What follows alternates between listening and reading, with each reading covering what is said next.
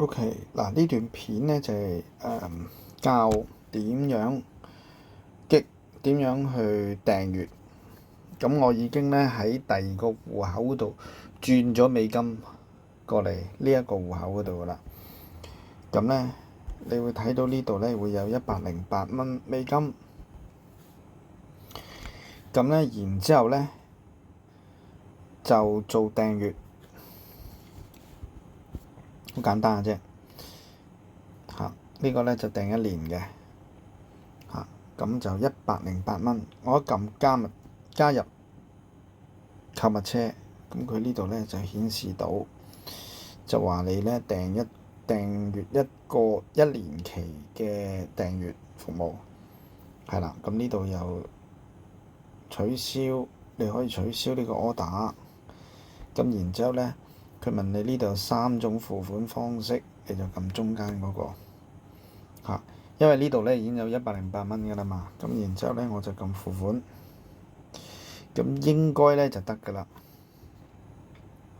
應該啟動到啦。呢度咧出咗個記錄啦 ，OK， 咁啊搞掂咗㗎啦。咁然之後咧你就出翻去主畫面，撳呢個位置右上角，咁佢呢度咧嗰個期滿日期未更新嘅。咁你就最好撳一撳呢一度，撳一撳呢度，睇下有冇得更新到。呢度4年 OK， 你試下撳登出，跟住再撳登入，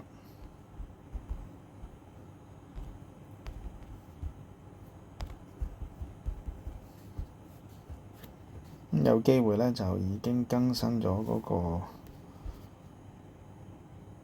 呢度都未更新啊！佢通常咧有時佢會係咁嘅，未更新嘅。但係呢度咧就已經扣咗啦，呢度扣咗啦。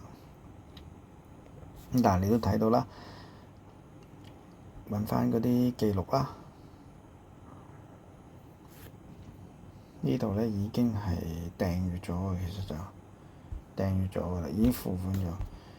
係啦，咁呢度應該係跳嘅，咁但係都唔緊要。應該就得㗎啦，應該就得㗎啦。